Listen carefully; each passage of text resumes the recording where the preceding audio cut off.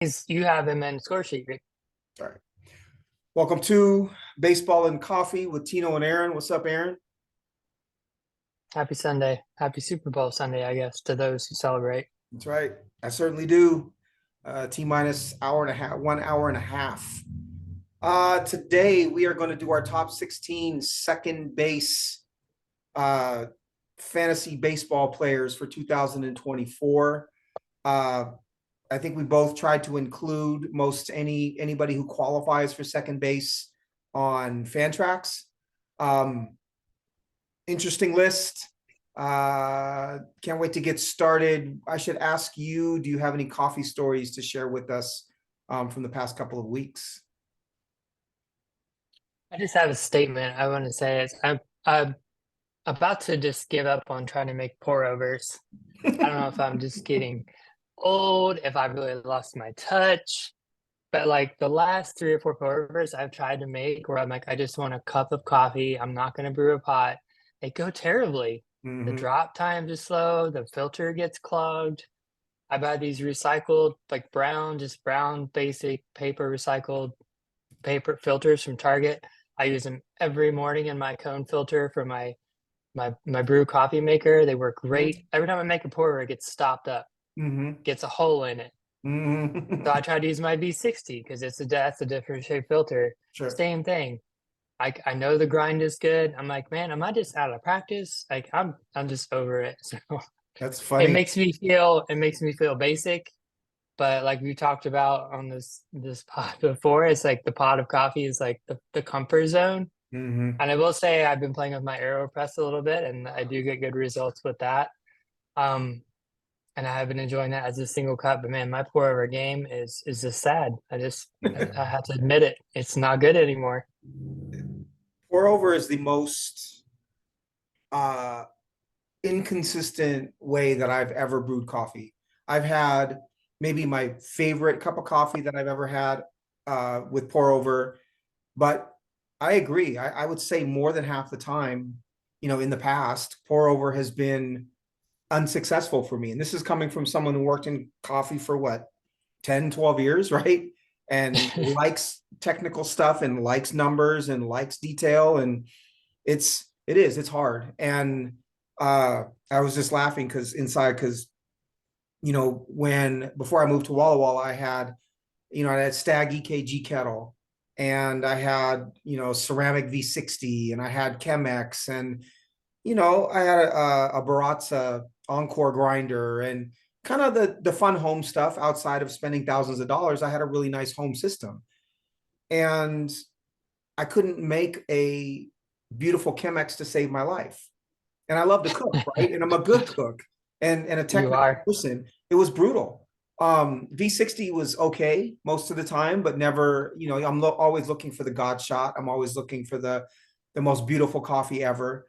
And I finally just said, okay, I'm going Baratza and 8 cup brewer and good water quality and call it good, because I know I'm going to get a consistently decent cup of coffee and I don't have to think about it anymore. I was getting frustrated. So it's funny you bring that up, because that's where I landed there a couple of years ago, and I was like, you know what? I'm gonna give my kettle to my mom. My mom will appreciate it. And I'm gonna give up. And I'm gonna put the V60 and the Chemex in the packing box and call it good. Very good. Anyways, you're bringing up old stuff for me, man. Second base. I assume we both have a clear cut number one, and then we'll go from there. I assume it's Mookie Betts. Is that right? Yeah, I had ran the auction calculator on Fangraphs with our league settings. We've talked about our league. It's an OPS league, six Right. 7x7, but his projected value was $81, and the next player was 52. So Huh. yeah, he's alone in tier one for me. Yep. I agree. I do think that, when you look at his counting stats, there are they're slightly closer than I expected them to be to a couple other players. But his, near 1,000 OPS and plate skills over the years, I think really do elevate him far and above any other player. This is whenever I think of one player being head and shoulders above the rest of the position, for whatever reason, I think of Buster Posey and how good he Mm, was at catcher compared to other hmm. catchers for years and the advantage that you had. And with Betts being eligible at second, you can certainly make that argument. I wanted to ask you a question about Betts, and we see it play out in our league specifically. If he's eligible at second, and I think he's eligible at short as well, right? He is. And he's eligible in the outfield. Uh, do you play him at the position that makes most sense to your league? Do you draft in our hybrid keeper league based on his flexibility? What do you do with his multiple position eligibility? And do you think it's silly to go one way or another? Well, I think it's great to have the optionality once the season begins, right? If you have an injury and you need to move him, it gives you more flexibility on the waiver wire. Errol Cohen always talks about that as an element. And it's been my experience as well. I think in our league, in a three outfielder league, it makes 90% of the time, to me, his biggest impact is going to be on the infield because we only have three outfield spots. Now, in a five outfielder league, like we played in 2GFAI or something like that, or I play in a sabermetric points league on Ottoneu where we have five outfielders, I could see playing him in the outfield there because I have just two infield spots, two middle infield spots to fill in that league, and I have five outfield spots, so he potentially could be more of an impact there. So I think it kind of depends on how many outfield spots you have, but I think again we primarily talk about our league, in a three outfielder league. For me, it's pretty clear cut. I want him on the infield because Mhm. I think he's going to give you such a clear advantage, and you can find three good other outfielders. I so in our league, obviously, I traded Volpe for Snell and some draft picks, and I was surprised that he wasn't going to play Betts at short, right? I think I would have kept Snell and Mm, Betts at short as opposed to trading Snell, acquiring a hmm. shortstop. And unless it's you're really thinking 5 years out and you believe that, Betts isn't going to remain a shortstop. But I think it's such a huge Hmm. advantage playing him at second or short over the outfield. Hmm. I Personally, agree. Hmm. until to your point, until you're in a five outfielder league and now you're scraping the bottom of the barrel for an outfielder, then it makes more sense. But I was surprised to see that roster play out the way that it did. To me, his greatest value is as a second baseman or a shortstop. Um, Agreed. how many players do you have? We don't have to go through his skills. We all know, great bat to ball, equal walks and strikeouts, essentially. Still has some speed, top of the order. Shohei Ohtani is now there. Like he's gonna produce. How many second basemen do you have in the next tier? Three. Mm-hmm. You too. Are the three the same? Probably. Okay. Probably. I would guess we have your most underrated and Ozzy and your guy Marcus and Altuve. Mm-hmm. I do too. What order are they in for you? For me, I went Simeon Altuve Albies. Mm-hmm. So I flipped Albies and Altuve. I understand the argument though. Uh let me is there any of those three that give you pause or that you would prefer over another at this point in time? As much as it pains me, I guess I would prefer Altuve. Mm-hmm. I don't know. I because he's an Astro, I've always kind of kept him arm's distance, but he's kind of a flawed player. And I think you said this about Ozzy. He said he's a flawed player at this point, but like who cares? Like Right. it at some point, his ability to produce just trumps any holes that he has. But yeah, look what he did last year, and he's a player to me, kind of like not dissimilar from Simeon. He's gonna be the top of the lineup. He's gonna play. He's gonna find a way to hit home runs, even though his barrel rate and his quality of contact is below what we would expect. Mm-hmm. Um, Whereas Simeon, his ability to post and never miss games and his consistency is admirable. But yeah, he's at a point where I'm wondering if he's in his speed. I don't know. Is he going to keep running? The Rangers as a team didn't run a lot. It seemed like they knew they could really thump and really hit, and they didn't want to run into outs. But it doesn't matter that his sprint speed seems to be coming down. He keeps stealing bases. So I would probably Altuve because I feel like I know his role and he's more secure five categories, but I'd be happy with all three. Mhm. I give Simeon the edge because as you said, because he plays a ton, right? 753 plate appearances last season. And I think his skill set is so consistent. We know he doesn't hit the ball very hard.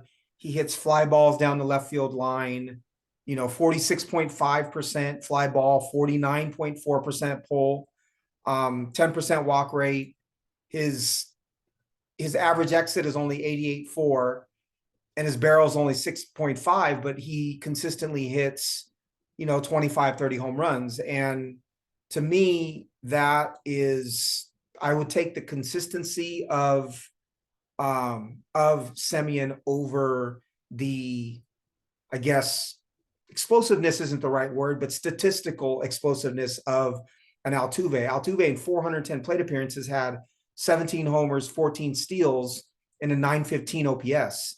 And, obviously, if you prorate that for a 600 or 700 plate appearance season, that's ridiculous. And I think Altuve's skills also are proven. He's just not as healthy. And so I'll take the guy who's always healthy over the guy who has been in and out. And then Albies is his own case in that he was hurt in 22. He had 660 plate appearances in 23. I think his rate stats aren't great, right? 7% walk rate. He's hit for some lower averages. People have been critical of Albies in the past. He has like crazy platoon splits, kills lefties. Right. But the reality is you can poke holes, as you said, you can poke holes in Albies game, but 96 runs, 33 homers, 109 RBIs, 13 steals, 849 OPS. It's hard to argue that, right? And I think that what's interesting is all three of those guys don't have incredible batted ball metrics, right? None of them are at 89 miles an hour average exit. All three of them 109, 111, 110 max EV.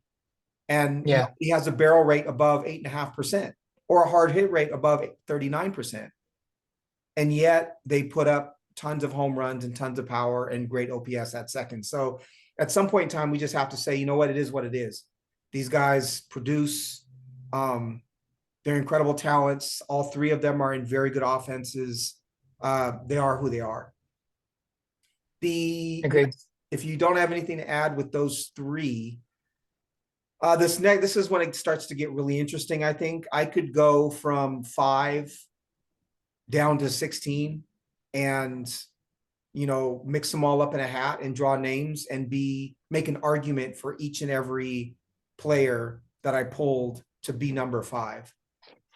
Do you have tiers for this next group, or what are your thoughts for the next group? No, it's I appreciate your perspective on that. I had a similar viewpoint.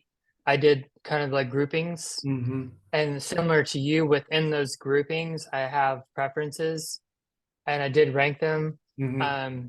But I could easily move up the speed group and move down the power group, or move up the guys I just think are good hitters and give you Right. 4 categories, and move deprioritize. You know what I mean? Like, Right. and I wouldn't necessarily have a strong argument or persuasion to do that, but I kind of did it as like the guys that I think are just good hitters, and then power guys, and then speed guys, and then guys at the end who I think maybe are a little bit underrated, but no, didn't necessarily fit into one of those buckets. Right.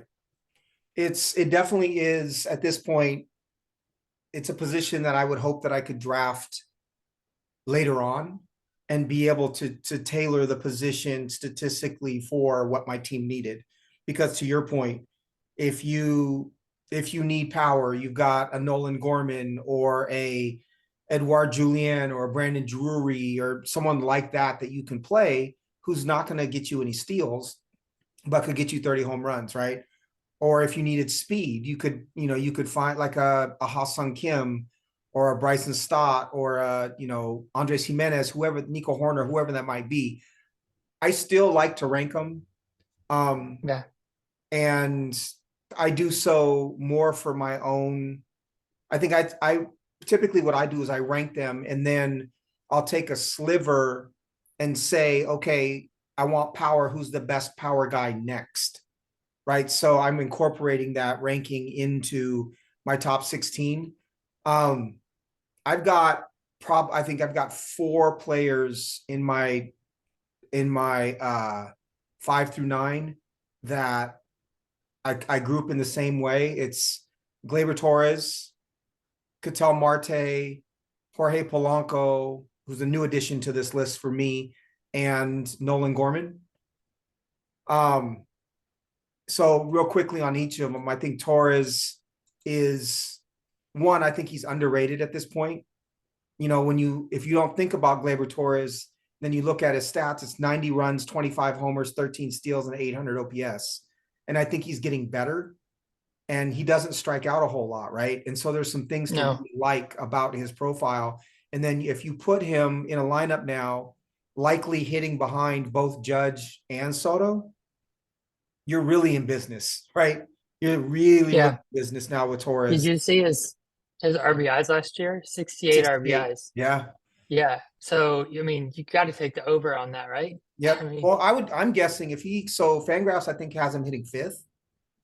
To me, if he's hitting 5th in that lineup and hits the ball the way he did last season, that's more like 90 or 100, right? yeah. Like, obviously, Soto is like the on-base machine. And I also like, you look at little things like his pull rate was 36.6%, which is really low compared to some second basemen. It makes sense in New York, right? His BABIP was 288, which is a little bit low. That might come up a little bit. Swinging strike rate 9%. Makes good contact. Strikes out under 15% of the time. And if you can count on 25 homers and 10 steals, and that RBI number comes up, now you're talking about Altuve, Albies, Simeon type range, right? I don't think he's quite there, but I think he's close. He's also, it's his age 27 season. And so he's right at his peak. So the addition of Soto, being at his peak, all those things, I like him a lot. I assume Torres was right up there for you as well. Yeah, then at the top of my next group. And yeah, that's the things I know. Yeah, the RBI opportunities potentially increasing with Soto's presence in the lineup, and then hopefully Judge being more healthy this season. And yeah, he swung less but made more contact last year. And like you referenced his age, and it's hard for someone to be underrated in New York, but I think the Yankees don't necessarily appreciate him, and I think in fantasy we've come to not really appreciate him because he's just a good all-around hitter, and he had 13 steals last year. Right. So the next guy on my list is Ketel Marte. So that's number 6. Marte's season last season was what his batted ball metrics said he could do. It was what we wanted him to do, despite the injuries the last couple of years. He is 30. I think his days of running are past him. But in what is an ascending offense in Arizona, 650 plate appearances last season, 25 homers, 94 runs, 82 RBIs, 8 steals, and an 844 OPS. I think Marte you have to monitor his health, but as long as he's on the field and in that lineup, man, he hits the ball hard. 91.1 mile an hour average exit. 117 max when you round is what I have. Just hits the ball super hard all the time, super consistently. I like the upside of Torres just a little better, but I group those two really, really close to one another. You have Marte in this area as well? I do. Yeah, I mean, he had a career high plate appearances. He has struggled to stay healthy, but he certainly posted last year, and his plate approach I think is not elite, but it's in that next tier, right? 358 career OBP. And his ability to impact the ball, as you already outlined. He doesn't run, even though he's fast, as something else we've talked about, whether it's self-preservation or, whatever it is, just self-awareness. His stolen base attempt percentage has ranged from like 2 to 7% in his career. So the Diamondbacks are a team that likes to run, but he he didn't change that, and I don't anticipate he's going to do that at this point. Like he's pretty much showed us, that he's not going to run. So really, really good hitter. Yeah. I would tell him if I was Arizona or his agent, I would tell him do not run. Like you're too Hmm. valuable as a hitter to risk injury stealing bases. Um, and I like the fact that we had pointed to his batted ball metrics for probably 3 years now, and Hmm. had debates about whether he was ever going to achieve and why. And I Hmm. I like to see, it's fun to see a player be able to actually have 650 plate appearances and see that play out over the course of the season. I also think playing in an offense with or hitting in an offense with Corbin Carroll, and certainly I think Christian Walker is a little bit underrated. Um, that is a good offense, and that offense is getting better as Lawler starts to ascend. They've got a lot of talent on that team. So I expect his numbers to be very similar if he stays healthy. Next, I have Jorge Polanco. I did not have him. I had him pretty low on this list previously being dealt to Seattle. Obviously for Justin Topa, Darren Bowen, Gabriel Gonzalez, and who am I missing? Topa, Gonzalez, Bowen, and The outfield prospect. that's Gonzalez. Oh, okay. There's a fourth guy. I can't believe I'm not remembering. Anyways, Polanco is, I believe, going to hit third in this Seattle lineup. So he'll Dan be Heron. sandwiched. What's that? Dan Heron. Yeah. Was He, it Dan Heron? no, The pit? No. Okay. Dang it. he Can't was. remember. So Polanco's going to be sandwiched between uh, Julio Rodriguez and Mitch Garver, likely. Meaning opportunity, and JP Crawford at the top of that lineup with gets on base 37% of the time. And so you've got, if he can stay healthy again, he has 100 RBI potential at second base in that lineup. And I certainly think he can score 80 to 90 runs as well. Um, I don't foresee him stealing bags, especially on this team. It's cold in Seattle. They don't need him to run. They need him to be able to stay healthy and hit home runs. But I see a 30 home run, 100 RBI season from Jorge Polanco at second base? I can. And I think that's a really exciting thing for him. He changed his plate approach a couple years ago, really elevated his loft, tried to start hitting home runs. He's now very much a lift and pull sort of hitter. Last season, 42%, 42.4% pull, but a 46.8% fly ball rate. So he's clearly trying to hit the ball in the air to the pull side. Swinging strike rate 10.5%, K rate almost 26%, which isn't great, but we've seen him hit 30 home runs in the past. And I think the Mariners are going to do everything they can to keep him upright. It's super important that he is in this lineup and hitting third in a good offense. So I should add too, as a Mariners fan, Mariners were 12th in baseball in runs per game last season. And people like to rip the offense. They like to say Seattle didn't have a very good offense. They did. That's a top half of Major League Baseball offense right there. And with the addition of Garver and Polanco, I think it gets even better. So I like Polanco. The arrow is up for me with him on this list, but I'm going to keep him at 7 for now. Anything to add with Polanco for you?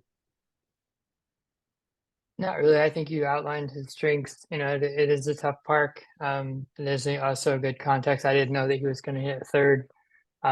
Yeah, I'm not surprised that you're up on that. And yeah, hopefully he can stay healthy, because I think with the skills that you outlined, I also don't question that he could reach those levels if he posted. Mm-hmm. It is a big if though, right? Like he's Right. been injured a lot, and I know that the Mariners are really heavily focused on keeping he and Mitch Garver healthy.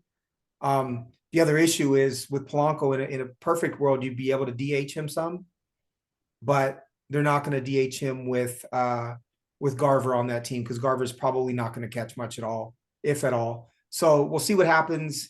7 is a little aggressive, but I love the RBI opportunities in that Seattle offense. Did you have those 3 kind of grouped up in that area? I had Polanco in my cluster at the end of guys that I would value. but didn't really fit into the other buckets. And yeah, playing time is was my biggest question for him. Mm-hmm. Where do you have Gorman? Gorman is in the middle of the power tier, which for me was after Torres, McLean, and Marte. So then I have Morel, Gorman, and Gallo. And what? So I had Gorman at number 9. Okay. Do you? So we all know Nolan Gorman, big power hitter, hit 236, struck out 32% of the time. Um, are you like, is your arrow up with Nolan Gorman? What are your thoughts with him? Is he someone that you would want to roster? He absolutely is. I think if you have a team where you don't need speed from middle infield, and you can and take a 0 there, he's balanced in his splits. I know splits take a long time to normalize, but he was balanced last year, so I think that bodes well for his at least his hopefully opportunities to repeat that in 24, given that like they being the Cardinals give him a chance to do that. His home run to fly ball rates were high, but they were also aligned with his expected home run to fly ball rates based on the way he contacted the ball. Um, he improved last year with his max velo, his hard hit rate, his walk rate. To me, the one thing, that was missing with someone like that has his profile is the walks, right? So can his eye improve a little bit? Because if he's going to strike out as much as he's probably going to, given how hard he swings and how hard he hits the ball, having some walks to stabilize the profile to me would like push him to that next level. Mm-hmm. But I think, for me, and we talked about it in the pod, that the freelance pod we did, he was my underrated. I don't think he gets enough attention, and he is second and third eligible as well, which I like. Mm-hmm. Yeah, I think if you can get by with no speed, I think him only being 23. I will say there was news. I didn't realize that he's been dealing with a back issue. Mm-hmm. That really scares me. Backs. I went through that with Yelich in our home league, and I hear that and I kind of cringe. So I hope that's not the case for him. Mm-hmm. But I did hear he had been dealing with that, so it gives me a little bit of pause. But overall, I'm arrow up on him. It's hard to, if I just look at top line, it's 23 years old and he hit 27 homers and had 7 steals. And his, while I don't love that particular type of profile, the high strikeout, Mm-hmm. kind of all or nothing sort of profile, the 7 steals is enough for me to feel okay about it, right? It's not great relative to other second basemen on this list, but it's not a 0. And you're talking about 35 home run potential, maybe even 40. That's not an exaggeration given his power. He's real 65, 70 game power, right? Yes. But maybe it's just me. I have a really hard time rostering players who are imbalanced in that way. Like in our league, we measure hits, not average. And to have a player like this who might only give Yeah. you 115 hits in a full season, Mm-hmm. plate appearances, he's hurting you in a couple of categories at that point. He's hurting you in hits and in steals. So I don't know. And then the runs are impacted, like you said, with the walk rate that's not elevated. So I think Gorman is if he hits 40 home runs, unfortunately, I'm probably going to miss out on that because for me, I'm ranking him here at 8, but it's still I would give some of the players below him some thought before rostering him, especially if I didn't have speed elsewhere. Yeah. And just a quick aside on the hits, I think that was a great point you brought up on the previous pod. Is something I've been like kind of looking at as I do this. So he's projected, as projections are projections, but ATC has him as having 24th in the position with hits. Mm-hmm. So that kind of bears out exactly what you just said there.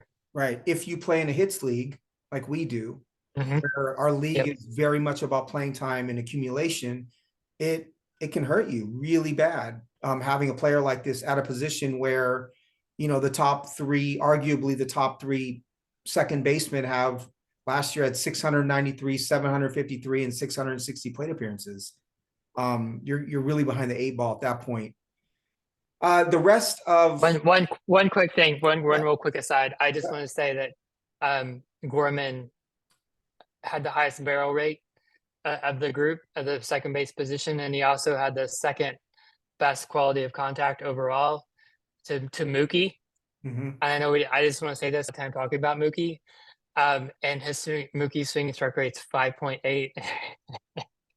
Right. And it's just like it just speaks to me like it's unbelievable skill. It's 10.1% less than Yeah. Gorman, right? Which, yeah, It's it's just nuts. not fair. It's nuts. Go ahead. I'm sorry. I wanted to share that. Um, it's yeah, I don't Mookie Betts is in some ways, and he's an alien, but he's also figured out how to optimize, just about everything that he has. Uh this next group, I'm going to mention Ha-Sung Kim and Luis Ariz together.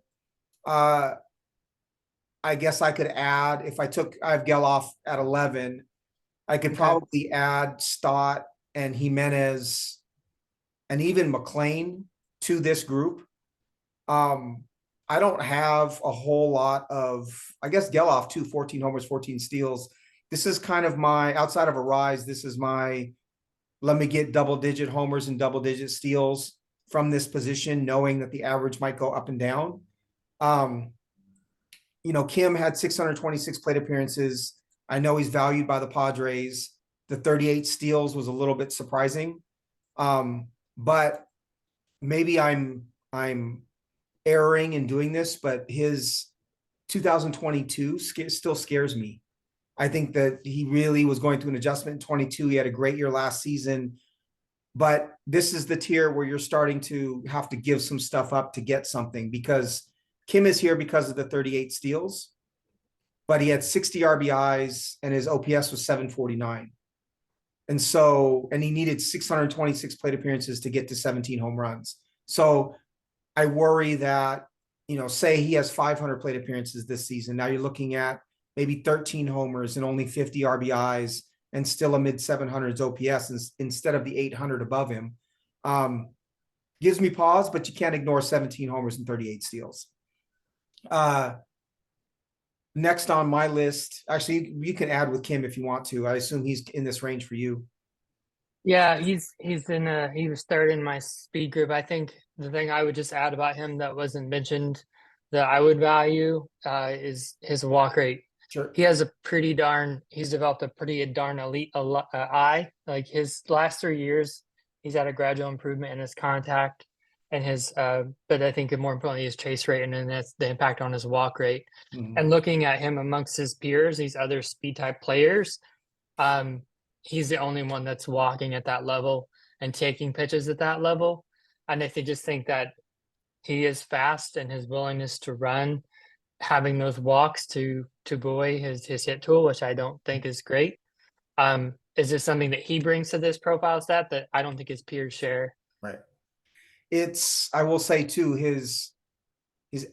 I don't always pay a ton of attention to average exit and stuff like that, and barrel necessarily, probably less so than most players do, but his ranges start to get concerning, right? 86.2 average exit velocity, 4.2% barrel. That's starting to get in range of, is he really going to hit 17 home runs next season or not?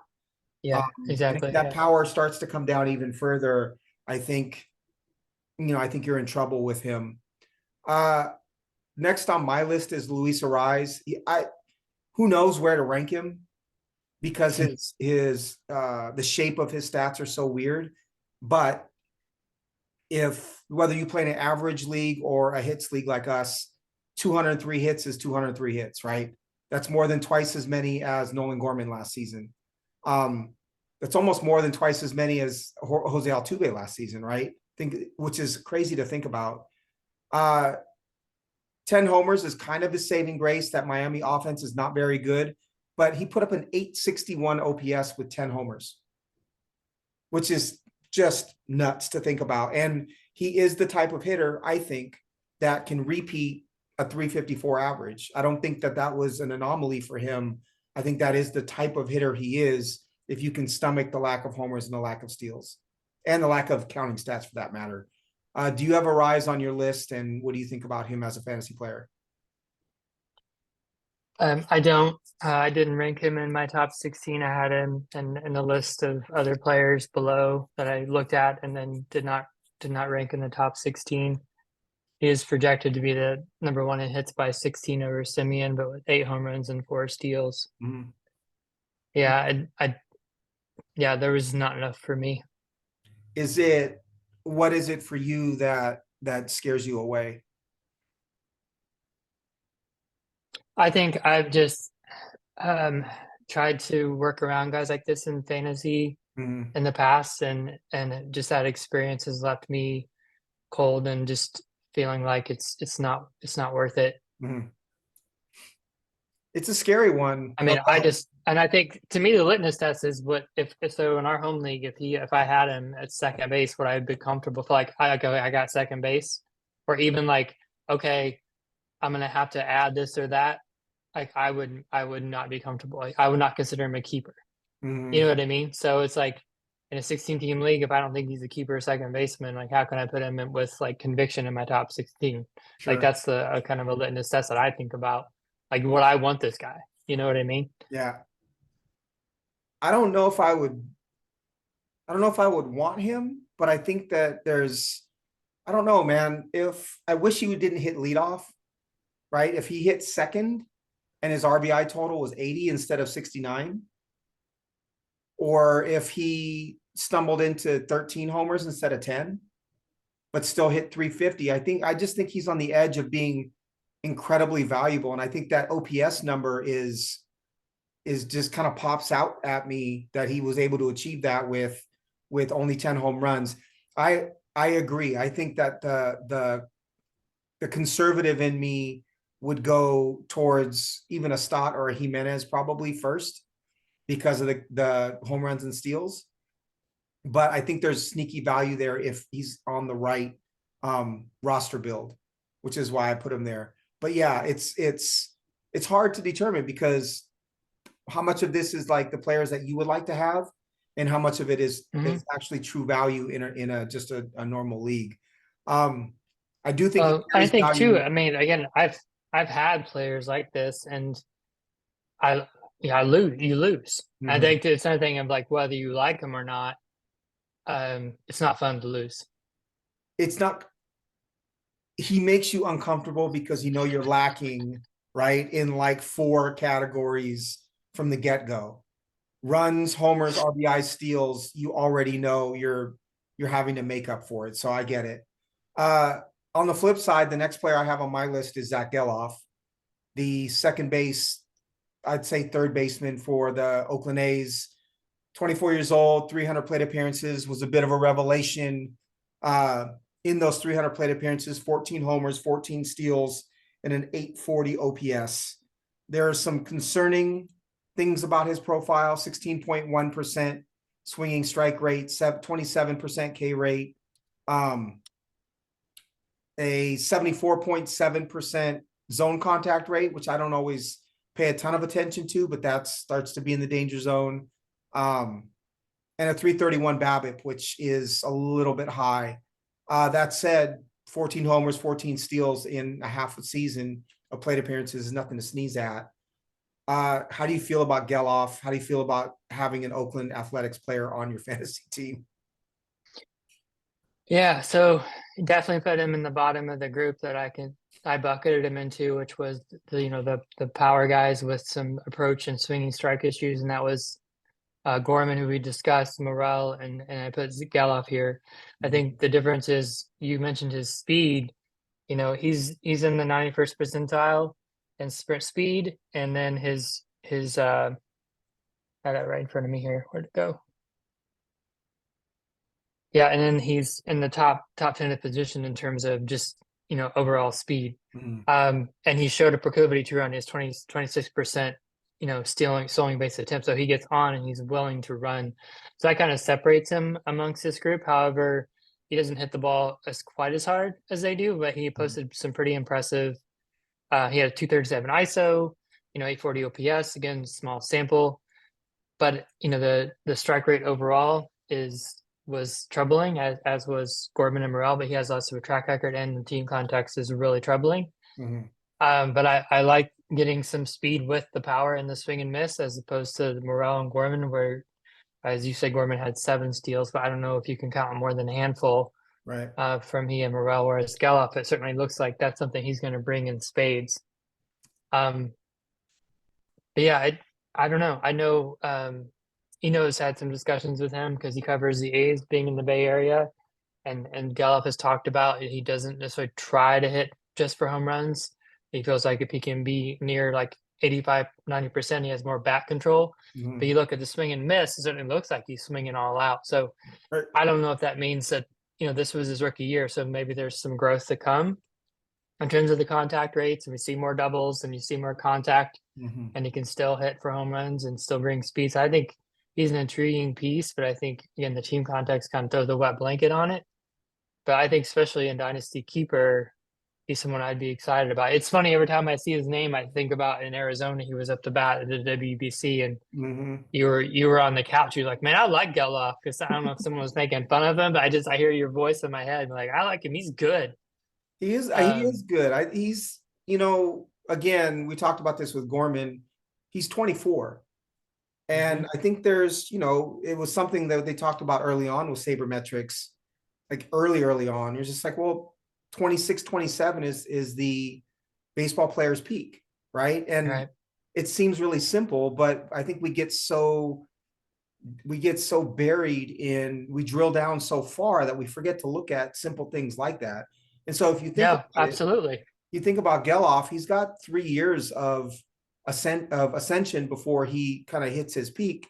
And if he stays Yeah. healthy and he's already put up 14 and 14, there's at least a decent chance that he becomes a very viable, very good fantasy second baseman, right? I think the swing and Hmm. miss is concerning, and certainly the team context, right? The runs and RBIs are going to suck because he Yep. plays for Oakland. And I think there is an argument for, Geloff might be a better hitter than or player than, say, Bryson Stott or Andres Jimenez, who I have next. But because of team context, you know, and because of track record, do you have the stones to take Geloff over Stott and over Jimenez, right? I don't know I if would. I don't know if I I do. would. I don't know if I Yeah. do. Um, I which don't then know. I mean, those guys, they're like they're swinging a wiffle ball bat. I mean, that speed group, looking at their barrel rates, 1.7, 4.3, 4.2. Andre Jimenez is the leader at 5.5, and Gallup posted 11.1. but Quality what of contact, same way. They're like, 100 ISO, 138, 138, 147. He posted a 237. but what do we I what don't do know. we measure though? What do we measure in fantasy baseball though? Right? Is it Counting stats, right? Is counting it stats. ISO and quality of contact, or is it 15 homers and 30 steals? And Right. that's the hard Right. part, right? Because Yeah. I there's a lot about Stott and Jimenez that I do not like, right? Under the hood Right. stuff is gross. But Yep. 600 plus plate appearances, 78 and 76 runs respectively, 15 homers, both had 62 RBIs and 31 and 30 stolen bases. There's a lot to like there. And so it's hard, right? It's hard to say I'll gamble on Jorge Polanco's health, or Nolan Gorman's ability to strike out less, or that Ha-Seong Kim reaches 12 homers again, or that Luis Arraez, you know what I mean? It's like you can almost promise yourself 15 homers and 30 steals from either of those two. As much as I don't love either of those two, you kind of can count on it at this point, and they're both at their peak. Stott's 26, Jimenez is 25. That said, if I had either of those two as my starting second baseman, I would be probably looking for a different starting second baseman. Um, Anything to add with those two? I know they're both your favorite players of this group. I'm sorry, which two? We started at Geloff and we went So around. So Stott who and would last? Jimenez. Yeah, I mean, I kind of touched a little bit on the group. I mean, I have it highlighted in yellow. I mean, none of these guys, and I have Horner in this group as well, who has the lowest barrel rate and the worst quality of contact. Who was the other one? Um, Horner, Nico Nico. Horner. Yeah. Okay. Yeah. So I didn't even include So and all Horner the so at all in the top 16. so all these guys, like, they all have high ground ball rates. They all have really low swinging strike rates, with the exception of Jimenez, has a swinging strike rate of 12.4%, which he only struck out 18% of the time. So to me, that's going up. So you have the no walking and the low quality contact, and he's swinging missing more than anybody in this group. I already talked about Kim's ability to get walk a little bit, and he has the best ground ball rate. His ground ball rate's only 40%, but he also has these middling quality of stats. But all these guys run. They're the fastest guys at the position. All of them should be max volume playing time. They're all good fielders. Horner, I think, won a Gold Glove. Kim won a Gold Glove. Jimenez has won a Gold Glove. So all these guys are going to play. Mhm. They're going to play. They're going to post. Several of them multi-eligible. So yeah, I mean, it was just interesting for me to look at these guys side by side and see how similar their skills are. Mhm. But again, Jimenez has more swing and miss than this peer group. I mean, this way again, swing strike rate was 12.4. But you've got to Stott and Kim wonder. are 6, and Horner was 5.1. So it's double. I would say though, you have to So wonder I when don't you know. look at his numbers though. So his 12.4% swinging strike rate, but only an 18.2% K rate could also mean there's a change in approach with 2 strikes, right? So he swings and misses, hunting for power, and then 2 strikes he adjusts because his chase contact is 68.9%, which is almost 11% higher than league average. And so I have to Okay. wonder. My thought is, I think you could certainly be right in that the K rate's going to increase because the swinging strike rate doesn't correspond. But I also think, does he change his approach and try to put the ball in contact with 2 strikes? And that's where the high chase contact rate comes from. I don't know about him. What I do know, like I said, is 15 homers and 30 steals is something that works in fantasy if you're looking for a low end starter. I did not include Horner in this list. There's something about a 283 average and only a 729 OPS that was pretty gross to me. I have Jimenez on the list in part because 15 homers is very different than 9 for me at second base. But I also remember the previous season from Jimenez was pretty great. And whether that season was fool's gold or not, if you stack that season up against this list, he's going to be probably 5 spots higher. So there's something, he is talented. He has shown it in the past. That to me is worth something. Whereas Horner, I think, has so little pop that he may never hit double-digit homers. And that's part of the reason why we argued like Luis Arraez potentially shouldn't be on this list. And he doesn't have Arraez's 861 OPS, right? Obviously 43 steals is great. I'm not a Nico Horner fan. I think the quality of contact is just really, really poor. So this is where, for me, unless you have something to add, I finally have Matt McLain at 14. I know that's probably a bit controversial amongst fantasy folks. I have Edouard Julien at 15 and Brendan Drury at 16. Here's my argument with McLain. Yes, he had 864 OPS, 16 homers, 14 steals, very similar to Geloff in some ways, in 403 plate appearances, so 103 more. Low walk rate, 7.7%. High K rate, 28.5%. Those don't pretend to greatness in the future for me. The biggest thing is 385 BABIP, right? Like, I know I'm like the BABIP king, but I think BABIP it does tell a story, right? There's a narrative to high BABIPs, and he's not playing in a park that is known for putting up high BABIPs. This is not Colorado, right? This is Cincinnati.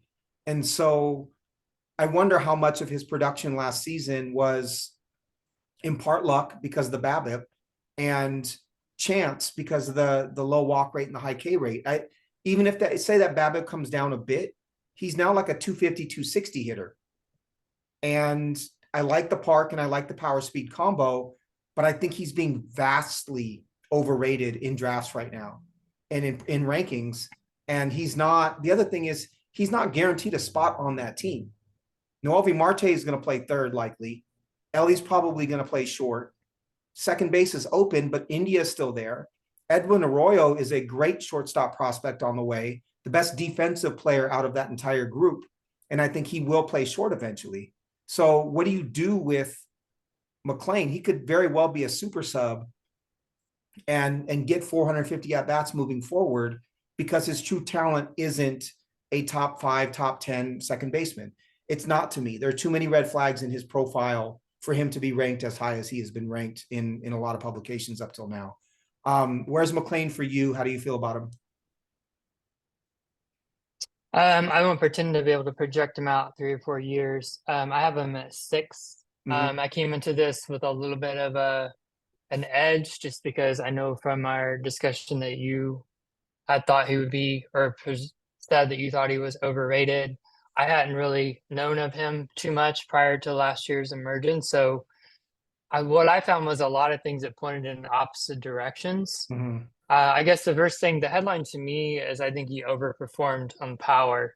And, he had 16 home runs, as you said, in 400 and some plate appearances.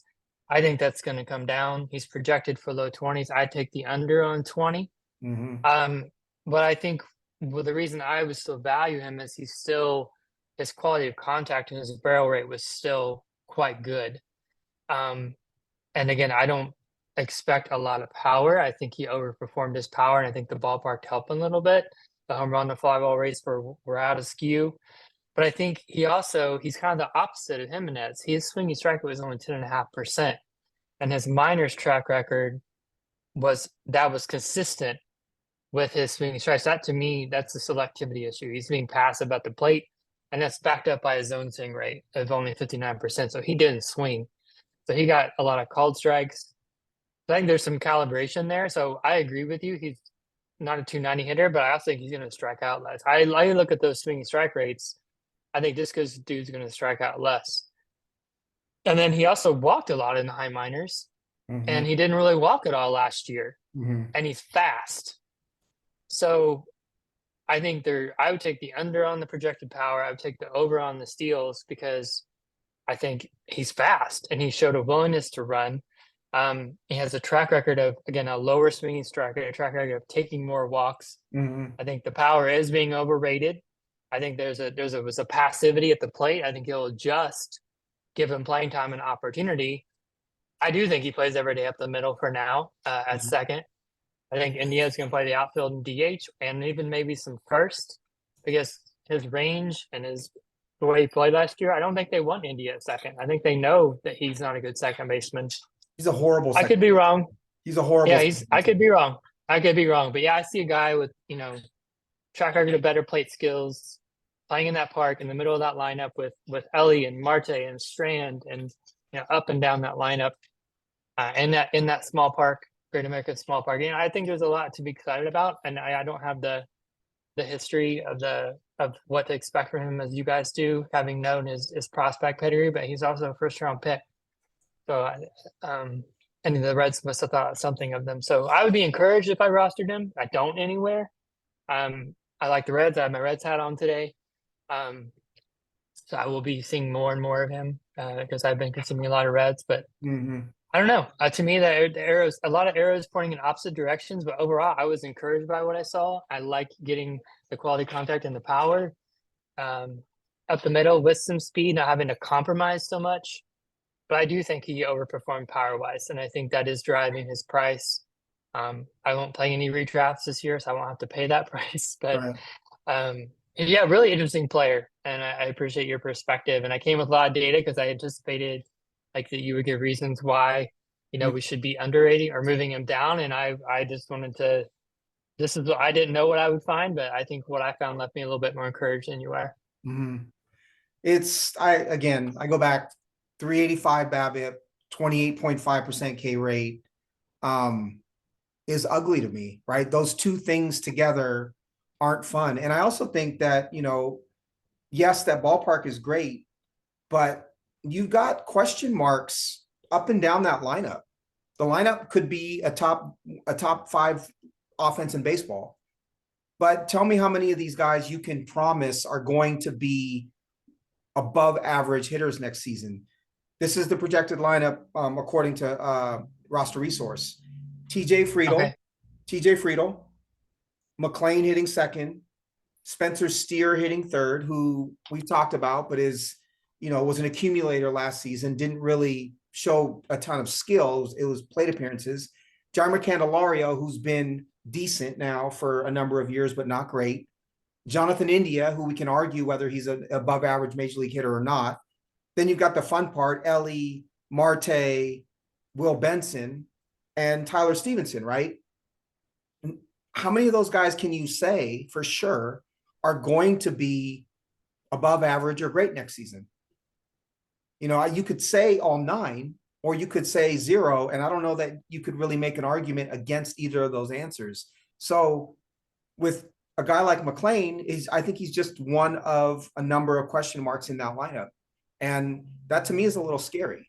I also think there's a lot of guys in that lineup, if they play well, and McLain doesn't, could push McLain down to hitting 7th in a heartbeat, right? Ellie gets hot. They have a lot of options. Yeah. Totally. Ellie gets hot. Marte gets hot. They decide India is their number 2 hitter. All of a sudden, McLain's hitting 6th, and you're not scoring the runs anymore. There's just too many. And then you go into the minors, there are too many questions for me. I see obviously Edwin Arroyo is the big one for me, but you've got a lot of players. Sal Stewart is a third baseman, second baseman who was a low first round pick. You've got players in their system, Carlos Jorge eventually, that are top prospects or very good prospects. I think he's a placeholder who put up a bunch of numbers last season. But I think his ultimate position is utility guy that can play 3 infield spots and give you a good bat from the right side, but is not necessarily going to hold down a position 160 games a year. Sorry, Matt. I'll stick to that. 15 and 16, I have Edouard Julien, who is such a weird player. I want to like him. Is in some ways like there are similarities between he and Gorman in that it's power or bust, right? He has a better walk rate than Gorman. I don't know that he's a better hitter necessarily, but the walk rate is what has carried him thus far in the minor leagues, but he's still a bit scary for me. And then Brandon Drury is 16. I think Drury is like, what do they say, oatmeal or milk toast or whatever you want to call him. He's just, you wouldn't think that Brandon Drury's putting up 26 homers and 83 RBIs at second base, but sure enough, that's what he did last season with an 803 OPS. I don't love the plate skills, 4.8% walk rate, 26% K rate, but there are a lot worse second basemen out there than Brandon Drury, right? Yeah. Comments from you on Julien and Drury. Are they draftable for you? Do you like either of them more than the other? I would have Julian higher. I would say I would take Julian. I don't think he's an everyday player at this point.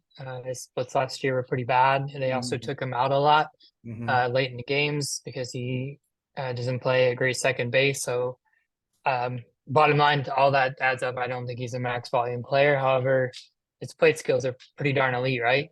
His on base percentage, his walk rate, and he's going to probably lead off against right-handed pitching, so that should accrue some county sacks. But the fact that his on-base skills and his ability to hit for some power, which I kind of wonder if he was over his skis a little bit. I know he was in the home run derby when the AFL in 2023 or 2022, and there was some comments of like, why is he's trying to hit opposite field tanks, right? Right. Because he's kind of an all fields guy, so it was kind of surprising to me to see him, hit for so much power, but his pull rate was only 40%. So, and his fly ball rate was only 24%. Right. So he certainly wasn't selling out, but he did impress a nice barrel rate and had great quality of contact. So, but yeah, I love the plate skill, the ability to walk. We love to take guys who take walks, but he's an interesting player, but I think one with some holes. Right. Third best barrel rate in my top 16 second baseman. Hit 263, but over 50% ground ball rate. So if you normalize that ground ball rate a bit and understand that base hits come from ground balls more often than fly balls, you're probably looking at more of a true 235, 240 sort of hitter. Which puts him in that Gorman category. Again, 240 with 25, 30 home runs is not out of the question for him. I don't know. He's a player who wouldn't surprise me if he ends up being a very valuable fantasy second baseman for power and for RBIs and OPS, but is one that I don't know that I'd be willing to bank on as my starting second baseman over the course of a season. I would take Drury over him because I can count on what I'm getting from Drury, and I don't know that I can count on what I'm getting from Julian.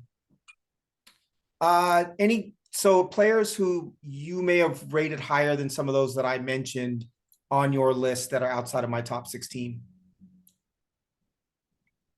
Yeah, so I had Justin Turner at 17, which was in Mhm. my last tier. I went down to 18. Julian was 18. I Turner at 17, similar type profile, I think, to Polanco. He signed with the Blue Jays. Someone who's just a professional hitter, and then didn't have a great track record of staying healthy at the Dodgers. Has been healthy the last couple of years, but I think if you're just looking for good all around 4 category production, he's going to DH a lot. I think so he can play some first, play some second. There in Toronto. It's a good context. So I think if you're in that Polanco range, Turner's someone I had looking at something similar. Christopher Morel, we haven't talked about. He's second base outfield in our league. The Cubs have talked about wanting to make sure that they find ways to get him in the lineup. He's a defensive liability. There's probably going to be, I assume, maybe DH only this year, but next year. But for this year, he's second base eligible. And as we talked about with Mookie, I think having someone with that kind of power, he's similar barrel rates and approach to Gorman and Geloff, right? He has really high swing strike rates, but tons of power. Had the highest best speed of anybody at this position at a 260 ISO. But his pull rate was 55%. So, and you look at his spray chart on Savant that reflects that. He has enough power. He doesn't have to necessarily pull everything, but he's certainly trying to. Right. And he has good speed, but he also didn't show a proclivity to run a ton. So it's kind of a speed play, or excuse me, a power play. But I think the power, the barrel rate stands out at the position. And as we talked about Mookie, having someone that can flip to outfield, is always kind of a nice puzzle piece to have. So he was someone else I had. And then the last person I had, number 16 was Gavin Lux for the Dodgers. He's coming off, an injury, so didn't post anything last year. But, I don't know. I just think he's most likely going to bat in the bottom third to start the year. And I don't know. This is a lot of appeal to authority on my part for the Dodgers. I mean, they let 2 really good shortstops walk out the door, and they want this guy to be their shortstop. And so, again, I'm kind of appealing to what they think of him, and also his prospect pedigree. Sure. That they see this guy as a future piece. And I like guys that walk. He's really fast. He's never hit for power in the big leagues yet before his injury cut his season short last year. And I think we would have maybe seen him emerge last year. He had 2 seasons where he had 380, 400 plate appearances. And usually when guys in their early 20s post a couple seasons like that, that third year is where they really kind of emerge. And that was kind of that opportunity, unfortunately, was taken away from him, because he got hurt. But he's without limitations this spring. The brace is off. He's fully cleared.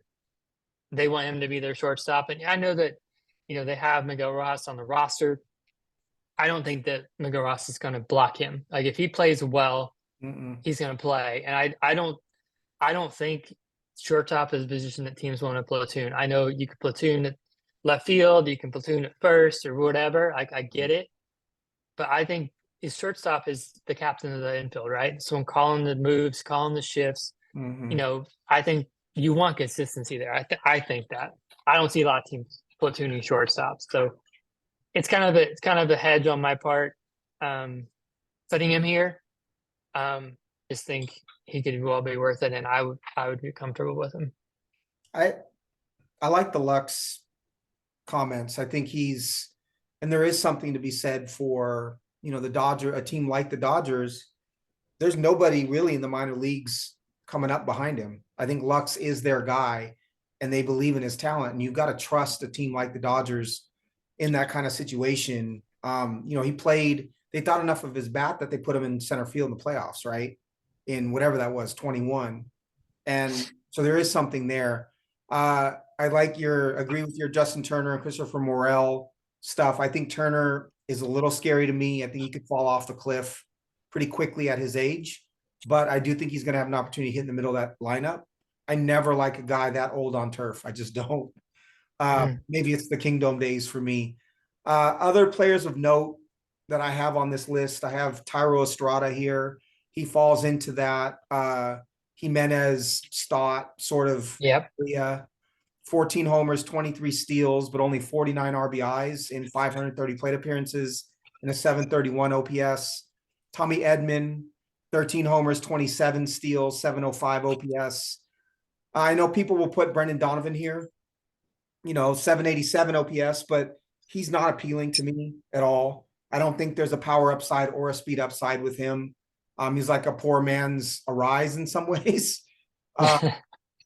Luis Rengifo is someone to continue to watch. I think there's some explosiveness to his game. 16 homers in 445 plate appearances, 783 OPS last season. I had to put Whit Merrifield here reluctantly. I can't stand him as a player personally, and he's 35, but 11 homers and 26 steals last season. And then Jonathan India and Brandon Lau. If anybody on this list, I think Brandon Lau would be the one I would take a chance on. He hasn't been healthy, but age 29, and he had a 39 homer season or 37 homer season. And he's going to hit low average. He's going to walk a lot in that Tampa Bay offense. But he's a player who, if he was better than, let's say, Stott, Jimenez, Drury, Julian, even McLain, it wouldn't surprise me. I think there's a lot of talent. He just needs to stay healthy. But I find it interesting that from, I don't know, number 7 on down for me, they're all really similar. And this includes some of the outside of the top 16 guys that you could make your argument for any one of them as the player that you want behind, right? I think Marte, Torres, Altuve, Albies, Simeon, Betts, that group, you can say, okay, this is the group, right? These are the players. After that, pick the one that you are passionate about and make that argument. But an interesting position. I also want to add Colt Keith, the left-handed hitting second base prospect for the Tigers, is worth mentioning. He signed a long-term deal with the Tigers. That means he's going to play. I think they believe Keith is the second baseman and Jace Young is the third baseman of the future. That's what I was going to ask you. Is he going to play second or third? And he's going to play second. That's the way they introduced him in the press conference. He's interesting because he's a bigger player. And so you would stereotypically put him at third, but I think he's better fit at second in their mind. And he has 25, 30 home run potential. I don't love him as a prospect, but he's a name worth watching. And I think he will be the starting second baseman for the Tigers opening day. Thomas Sagasi, a player that was acquired in the Jordan Montgomery deal by the Cardinals at the deadline, put up huge numbers in Double-A. Watch his name, Ryan Bliss, Mariners prospect, nowhere to play. And so Bliss is kind of insurance for Polanco, Urias, and Rojas getting hurt. But he's listed as a top 10 second base prospect in baseball by a lot of publications, even though he's blocked in Seattle. Keep an eye on him as well. But yeah, it's interesting position now because I think before, if you didn't get a good one, you could get killed, right? If you didn't get a good one, it was fantasy death. I don't think that's the case anymore. I think it's deep enough where if Ha-Sung Kim is your second baseman, you've got to make up RBIs and OPS, but you're going to be okay. There's no black holes here anymore. It's not a cliff after number 12. Anything from you regarding second baseman or the prospects that I named? No, I would echo that. I mean, I went down to 18 and I had 11 more guys that I considered, and I think Mhm. again, you as you stated, and were eloquent, you could make a case for. I think I'm glad we didn't talk about Tommy Edman. That's like a win for us. First time in 3 years. So Jonathan yay for India us. too. Yeah, we skipped right through that. Michael Bush, I think, is someone who's going to be at Sure. first base. He already has second and third. He tore up the PCL. Was a so can he finally show power and patience at the highest level? If someone who is someone who's triple eligible, that would be intriguing for me to keep an eye on. I know Matt says Jordan Westberg's just a piece in Baltimore, but he's some pedigree. In Baltimore is a really good team context, and he's triple eligible. So if he earns a job or gets some larger side of a platoon, he would be someone I would have an eye on. Yeah, I think that's really it. Westberg can hit, right? If Westberg was 285 with 20 homers and say 8 to 10 steals, not surprising. He can hit for sure. Yeah, And then Bush, I'm already thinking about Bush at third and first because I don't think he's going to be much of anything else. yeah, But he's second base eligible this season. I think Michael Bush is a real hitter, right? I acquired him in our yeah, I home know. and then ended up flipping him, but I was considering him as my DH or my utility spot. Yeah, He's not only has he put up great stats in AAA, but if you watch him hit, there's explosiveness in his bat, and he's got a really discerning eye. He strikes out a lot, but he walks a ton as well. yeah, Great fit in Chicago.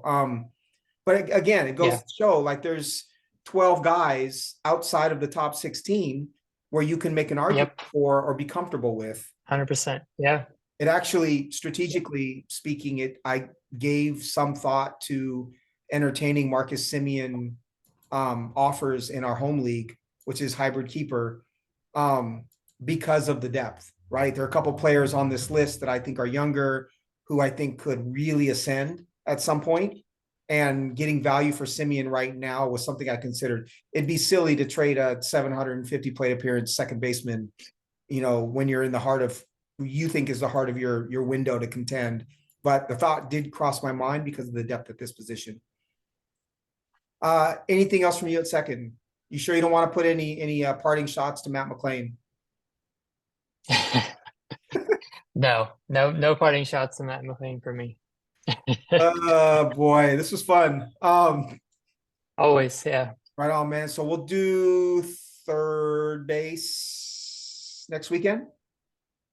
All right. I'll send you times. It's always a pleasure and a privilege. Likewise, brother. Likewise. Enjoy the game. You too. Be Enjoy well. the week.